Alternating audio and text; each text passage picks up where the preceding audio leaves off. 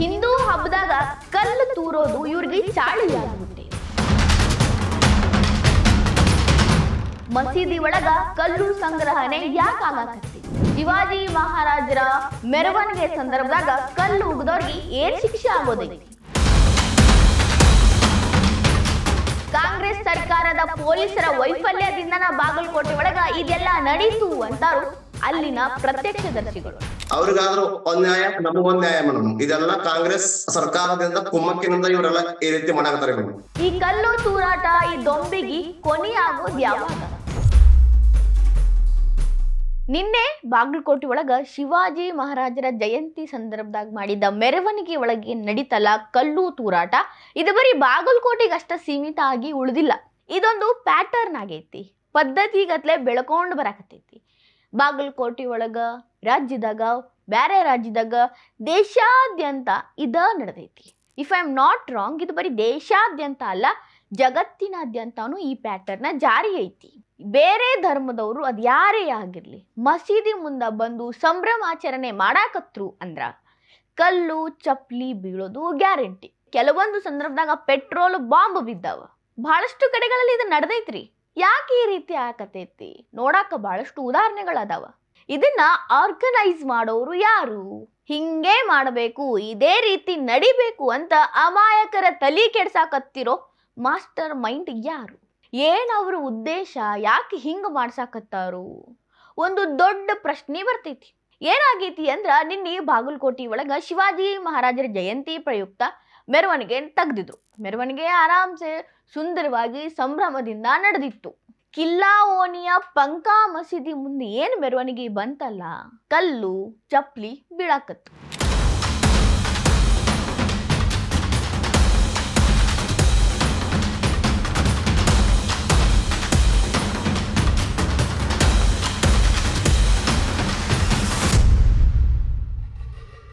ಇಲ್ಲಿ ದುರಾದೃಷ್ಟ ನೋಡ್ರಿ, ಯಾರು ಸೆಕ್ಯೂರಿಟಿ ಕೊಡಾಕಂತ ಬಂದಿದ್ರಲ್ಲ ಪೊಲೀಸರು, ಅವರ ಗಾಯಗೊಂಡಾರ.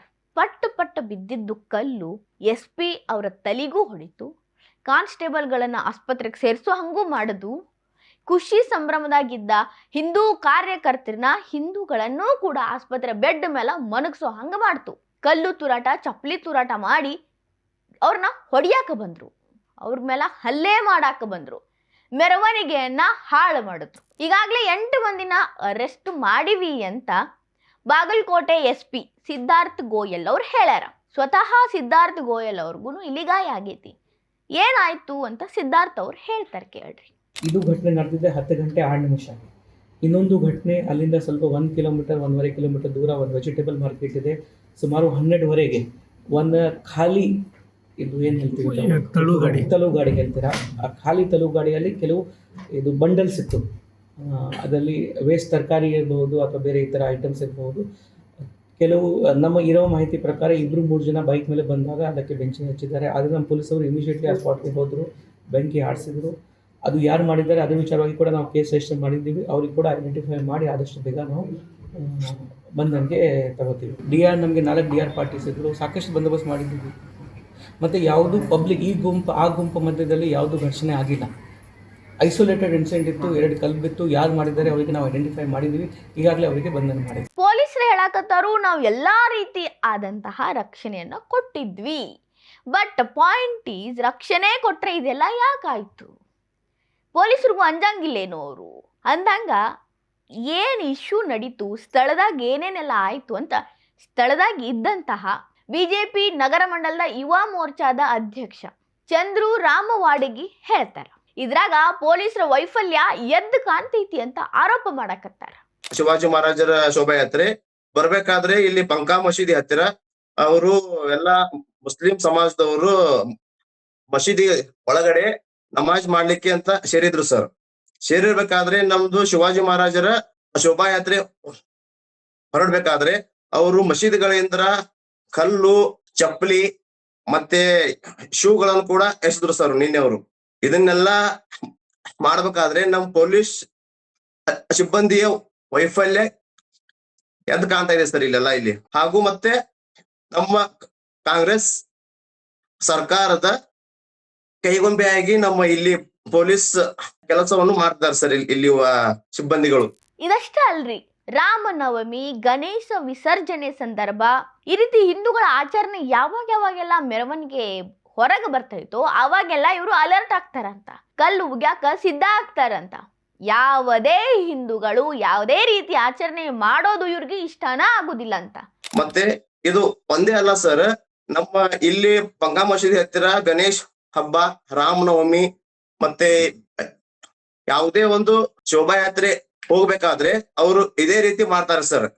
ಯಾಕ ಈ ರೀತಿ ಮಾಡ್ತಾರ ಅನ್ನೋದು ನಮ್ಗೆ ಇನ್ನೂವರೆಗೂ ಅರ್ಥವಾಗಿಲ್ಲ ಸರ್. ಅದು ಅವರು ಈಗ ಮಾಡೋದಕ್ಕೆ ಯಾರ ಕಾರಣಪ್ಪ ಅಂದ್ರೆ ನಾವು ನೇರ ಹೊಣೆ ಮಾಡೋದು ನಮ್ಮ ಪೊಲೀಸ್ ಸಿಬ್ಬಂದಿ ವರ್ಗದವ್ರಿಗೆ ಸರ್. ಮುಂದುವರೆದ ಚಂದ್ರು ಅವ್ರು ಹೇಳ್ತಾರ, ನಾವು ಅವ್ರಿಗೆ ಏನೇ ಒಂದು ಸಣ್ಣ ತಪ್ಪು ಮಾಡಿದ್ರು ಮುಸ್ಲಿಮರ ಪರವಾಗಿ ಪೊಲೀಸರು ಕಾಂಗ್ರೆಸ್ ಸರ್ಕಾರ ನಿಂದಿರ್ತೈತಿ, ನಮ್ಮ ಮೇಲೆ ಲಾಠಿ ಚಾರ್ಜ್ ಮಾಡೋಕ್ಕೂ ಅಂಜಂಗಿಲ್ಲ. ಅದೇ ಅವ್ರು ಇಷ್ಟೆಲ್ಲ ಕಲ್ಲು ಚಪ್ಪಲಿ ಉಗಿದ್ರು ಅವ್ರಿಗೆ ಏನೂ ಮಾಡಂಗಿಲ್ಲ, ಅರೆಸ್ಟ್ ಮಾಡಿ ಬಿಟ್ಟು ಬಿಡ್ತಾರ ಅಂತಾರ. ಅವ್ರು ನಮಗೇನು ಅವ್ರ ನಮ್ಮ ಮೇಲೆ ಬೇಕಾದಂತ ದಬ್ಬಾಳಿಕೆ ಮಾಡಿದ್ರು ಕೂಡ ಅವ್ರು ನಮ್ಮನ್ನೆಲ್ಲ ಮಾಡಲ್ಲ. ಅದೇ ನಮ್ಮಿಂದ ಏನಾದ್ರೂ ಒಂದ್ ಸಣ್ಣ ತಪ್ಪಾತಪ್ಪ ಅಂದ್ರೆ ನಮ್ಮ ಮೇಲೆ ಲಾಠಿ ಚಾರ್ಜ್ ಮಾಡೋದು, ಹಲ್ಲೆ ಮಾಡೋದು ಎಲ್ಲಾ ಮಾಡ್ತಾರೆ. ಅಲ್ರಿ ಮೇಡಮ್, ಅವ್ರು ಬಂದೋಬಸ್ತ್ ನೀಡಿದ್ರ ಮತ್ತ ಅಷ್ಟೊಂದು ಜನ ಅವ್ರ ಯಾಕೆ ಗುಂಪಾಗಿ ಬಂದ್ ನಿಲ್ತಿದ್ರಿ ಮೇಡಮ್? ಅವರು ಬಂದೋಬಸ್ತ್ ಏನಾದ್ರು ಇವ್ರು ಮಾಡಿದ್ರಪ್ಪ ಅಂದ್ರೆ ಅವ್ರ ಯಾಕೆ ಅಷ್ಟೊಂದು 100 ಜನ ಬಂದು ಅವರಲ್ಲಿ ಗುಂಪಾಗಿ ನಿಂತು ಚಪ್ಪಲಿ ಒಗೆಯೋದು, ಕಲ್ಲು ಒಗೆಯೋದು ಅವ್ರ ಯಾಕೆ ಮಾಡ್ತಿದ್ರಿ ಮೇಡಮ್ ಅಲ್ಲಿ?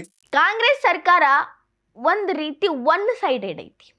ಹಿಂದೂ ಹಬ್ಬ ಆಚರಣೆ ಬಂದಾಗ ಮಾತ್ರ ಸಾವಿರಾರು ಪುಟದ ರೂಲ್ಸ್ ಗಳನ್ನ ಜಾರಿ ಮಾಡ್ತೈತಿ. ಆದ್ರ ಬಾಗಲಕೋಟೆ ಒಳಗ ಈದ್ ಮಿಲಾದೊಳಗ ಮುಸ್ಲಿಮರು ದೊಡ್ಡ ಮಟ್ಟದ ಆಚರಣೆ ಮಾಡ್ತಾರ. 12 ಡಿಜೆಗಳನ್ನ ಹಾಕೊಂಡು ಕುಣಿತಾರ. ನಾವು ಹಿಂದೂಗಳು ಶಾಂತಿ ಪ್ರಿಯರು, ನಾವು ಅವ್ರ ಮೇಲೆ ದಾಳಿ ಮಾಡೋದಿಲ್ಲ. ಬಟ್ ಕಾಂಗ್ರೆಸ್ ಸರ್ಕಾರ ಮತ್ತು ಅದರ ಪೊಲೀಸರು ಅವ್ರಿಗೆ ಏನೂ ಮಾಡೋದಿಲ್ಲ. ಅದೇ ನಮ್ಮ ಹಬ್ಬ ಅಂದ ತಕ್ಷಣ ಅವ್ರು ಕಲ್ಲುಗಿತಾರ, ಇವ್ರು ಸುಮ್ಮಿರ್ತಾರ ಅಂತ ಚಂದ್ರು ಅವರು ಹೇಳಾಕತ್ತಾರ. ಸರ್ಕಾರದ ಏನಾದ್ರು ಆದೇಶ ಏನಾರ ಇದ್ದು ಅಂದ್ರೆ ಹಿಂದೂಗಳ ಮೇಲೆ ಅಷ್ಟೇ ರೀ ಮೇಡಮ್. ಹಿಂದೂಗಳ ಹಬ್ಬದ ಮೇಲೆ, ಹಿಂದೂಗಳ ಧಾರ್ಮಿಕಗಳ ಹಬ್ಬದ ಮೇಲೆ ಮಾತ್ರ ಮೇಡಮ್. ಇನ್ನುಳಿದಂತ ಅವರು ಕೂಡ ಮೇಡಮ್ ಅವರು ಈದ್ ಮಿಲಾದ್ ಹಬ್ಬ ಮಾಡ್ತಾರಿ ಮೇಡಮ್. ನಗರದೊಳಗ 10 ರಿಂದ 15 ಡಿಜೆ ಹಚ್ಕೊಂಡ್ ಅಡ್ಡಾಡ್ತಾರ್ರಿ ಅವ್ರು. ಅವತ್ 10 ರಿಂದ 15 ಡಿಜೆ ಹಚ್ಚಿದ್ರು ಯಾವ ಸರ್ಕಾರನು ಏನು ಅನ್ನೋದಿಲ್ಲ. ಮತ್ತೆ ನಮ್ಮ ಇವ್ರು ಪೊಲೀಸ್ ಸಿಬ್ಬಂದಿಯವರು ಕೂಡ ಏನೋ ಅನ್ನೋದಿಲ್ರಿ ಮೇಡಮ್. ಅವ್ರಿಗಾದ್ರೂ ಒಂದ್ ನ್ಯಾಯ, ನಮಗೊಂದ್ ನ್ಯಾಯ ಮೇಡಮ್. ಇದೆಲ್ಲ ಕಾಂಗ್ರೆಸ್ ಸರ್ಕಾರದಿಂದ ಕುಮ್ಮಕ್ಕಿನಿಂದ ಇವರೆಲ್ಲ ಈ ರೀತಿ ಮಾಡಾಕತ್ತಾರೆ ಮೇಡಮ್. ಈ ರೀತಿ ಕಲ್ಲು ತೂರಾಟ ಬರೀ ಕರ್ನಾಟಕ ಆಯ್ತು ಅಥವಾ ಬಾಗಲಕೋಟೆಗೆ ಅಷ್ಟ ಸೀಮಿತ ಆಗಿಲ್ಲ ಅಂತ ನಾನು ನಿಮಗೆ ಹೇಳಿದ್ನಿ. ರೀಸೆಂಟ್ ಇನ್ಸಿಡೆಂಟ್ ನೋಡಿದ್ರೆ ಕರ್ನಾಟಕದಾಗ 3-4 ಕಡೆ ಕಲ್ಲು ತೂರಾಟ ನಡೆದೈತಿ. ಮೊನ್ನೆ ನೆನಪು ಮಾಡ್ಕೋರಿ, ಓಂ ಶಕ್ತಿ ಭಕ್ತರು ಹೋಗ್ಬೇಕಾದ್ರ ಕಲ್ಲು ಹೊಡೆದ್ರು, ಎಷ್ಟು ಮಂದಿಗೆ ಗಾಯ ಆಯ್ತು, ಗಲಾಟೆ ಆಯ್ತು, ಅರೆಸ್ಟ್ ಮಾಡ್ತೀವಿ ಅಂದ್ರು, ಸಣ್ಣವರು ಅಂದ್ರು, ದೊಡ್ಡವರು ಅಂದ್ರು, ಬಿಟ್ರು. ಆ ಕತೆ ಅಲ್ಲೇ ಮುಗಿದು ಹೋಯ್ತು. ಒಂದು ಕಟ್ಟುನಿಟ್ಟಿನ ಕ್ರಮ ಏನಾಯ್ತು ಅನ್ನೋದಾಗ ಗೊತ್ತಾಗ್ಲಿಲ್ಲ. ಮಂಡ್ಯದ ಮದ್ದೂರ್ ಒಳಗ ಗಣೇಶ ವಿಸರ್ಜನೆ ಸಂದರ್ಭದಾಗ ಸೇಮ್ ಇನ್ಸಿಡೆಂಟ್, ಕಲ್ಲು ತೂರಾಟ ನಡೀತು. ಸಾಕಷ್ಟು ಮಂದಿಗೆ ಗಾಯ ಆಯ್ತು, ಗಣೇಶ ವಿಗ್ರಹನ ಮುಕ್ ಮಾಡಿದ್ರು. ಆದ್ರೂ ಅಲ್ಲಿ ಏನಾಯ್ತು? ಕ್ರಮ ತಗೋತೀವಿ, ಸೆನ್ಸಿಟಿವ್ ಏರಿಯಾ, ಸೆನ್ಸಿಟಿವ್ ವಿಷಯ, ನಿಷೇಧಾಜ್ಞೆ ಜಾರಿ, ಅಲ್ಲಿಗೆ ಮುಗಿದ್ಬಿಡ್ತು. ಹುಬ್ಬಳ್ಳಿ ಬೆಳಗಾಂದಾಗ ರಾಮನವಮಿ, ಗಣೇಶ ಚತುರ್ಥಿ, ಹನುಮ ಜಯಂತಿ ಸಂದರ್ಭದಾಗ ಯಾವಾಗಲೇ ಹಿಂದೂಗಳು ಆಚರಣೆ ಮಾಡಲಿ, ಅಲ್ಲಿ ಕಲ್ಲು ತೂರಾಟ ವೆರಿ ಕಾಮನ್ ಅಂತ ಇದನ್ನ ಪೊಲೀಸರು ಒಪ್ಕೊಂತಾರ. ವೆರಿ ಕಾಮನ್ ಆದ್ರೆ ಇದಕ್ಕೆ ಮದ್ದೇನು? ಯಾರು ಇದನ್ನ ಸರಿ ಮಾಡೋರು? ಯಾರ ಕುಮ್ಮಕ್ಕಿನಿಂದ ಅವ್ರು ಇಷ್ಟು ಹೆಚ್ಕೊಳಕತ್ತಾರ?